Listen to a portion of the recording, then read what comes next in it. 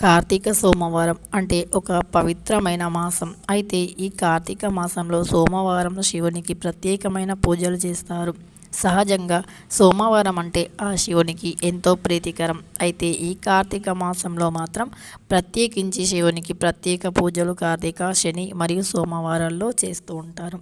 అయితే కార్తీక మాసంలో పూజలు చేయడం పెళ్ళైన స్త్రీలకైతే సుమంగలిగా ఉంటారు అని, ఇక వారికి ఏవైనా కష్టాలున్నా అవన్నీ తీరిపోతాయని, ఇంకా వారికి ఎలాంటి కోరికలున్నా కూడా అవన్నీ ఈ మాసంలో పూజలు చేయడం ద్వారా తొలగిపోతాయని ప్రజలు గట్టిగా నమ్ముతారు. అయితే ఈ కార్తీక మాసానికి చాలా పవిత్రత, ప్రత్యేకత ఉంది. కాబట్టి ఈ మాసంలో ఎలాంటి పరిహారాలు పూజలు చేసినా కూడా అవన్నీ ఫలిస్తాయి అని మన శాస్త్రం చెప్పారు. అందుకని కార్తీక మాసంలో ప్రత్యేకించి పూజలు చేస్తుంటారు.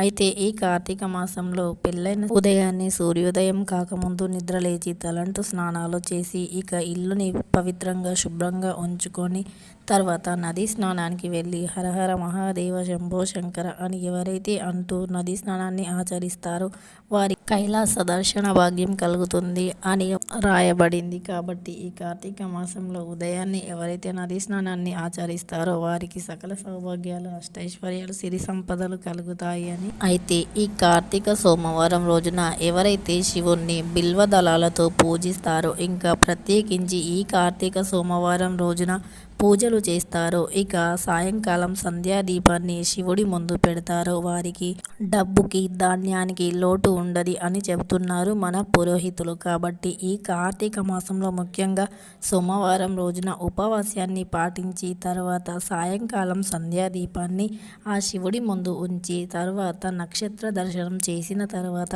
ఉపవాసాన్ని వారికి సుమంగలిగా ఉండాలి అని ఆశీర్వదిస్తారట.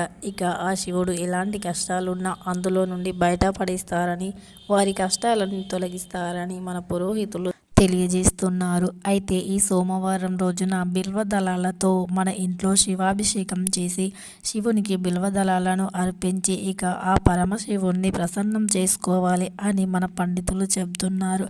అయితే ఇలా చేసుకున్న తర్వాత ఏదైనా శివాలయానికి వెళ్ళి అక్కడ ఒక దీపాన్ని వెలిగించాలి అని కూడా చెప్తున్నారు. అయితే ఈ కార్తీక మాసంలో తప్పకుండా మనకు తోచినంత మనకు ఉన్న దాంట్లో దానం చేయడం మంచి ఫలితాలను ఇస్తుందని కూడా అంటున్నారు. అయితే ఈ కార్తీక మాసంలో ఎవరైతే మనకు ఉన్న దాంట్లో ఆ కొంచెంలో కొంచెమైనా సరే దానం చేస్తే చాలా మంచి ఫలితాలు ఉంటాయి అని చెప్తున్నారు మన పురోహితులు. కాబట్టి ఈ కార్తీక మాసంలో మనకు తోచినంత దానాన్ని అయితే చేద్దాం. ముఖ్యంగా పేదవారికి, ఆకలితో ఉన్నవారికి అన్నాన్ని పెట్టడం చాలా మంచిది. అన్ని దానాల కన్నా అన్నదానం గొప్పది అని అంటారు. కాబట్టి ముఖ్యంగా అన్నాన్ని ఎవరికైనా పేదవారికి, ఆకలితో ఉన్నవారికి అన్నాన్ని గనక ఈ కార్తీక మాసంలో దానం చేస్తే చాలా మంచి ఫలితాలు ఉంటాయి అని చెప్తున్నారు మన పండితులు. ఇక ఈ సోమవారం అంటేనే ఒక పవిత్రమైన రోజుగా తప్పకుండా మన హిందూ సాంప్రదాయంలో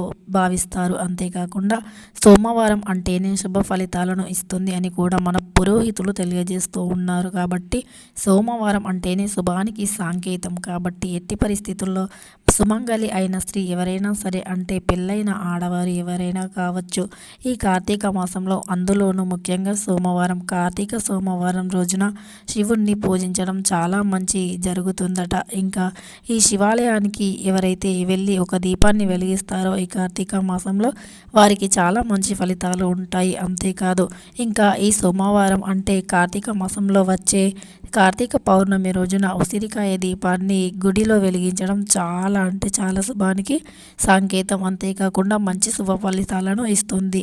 ఇక మీరు ఏవైనా పాపాలు చేసినా కూడా అవన్నీ తొలగిపోవడానికి చాలా మంచి రోజు అని చెప్పుకోవచ్చు. మీరు ఎలాంటి తెలిసి తెలియక చేసిన పాపాలన్నీ కూడా వినాశనం అయిపోతాయి అని మన పురోహితులు తెలియజేస్తున్నారు. ఇక అలాంటి పాపాలు, దోషాలు ఏవున్నా కూడా అన్నీ తొలగిపోయి కోటి జన్మల పుణ్యమైతే దక్కుతుంది. ఇక కోటి జన్మల పుణ్య ఫలమైతే మీకు దక్కాలి అనుకుంటే ఈ కార్తీక మాసంలో ప్రతి ఒక్కరు కూడా వీలైనంత వరకు శివాలయానికి వెళ్ళి దీపాన్ని వెలిగించడానికి ప్రయత్నించండి. ఆ బోలా శంకరుని యొక్క నిండు దీవెనలను పొందండి.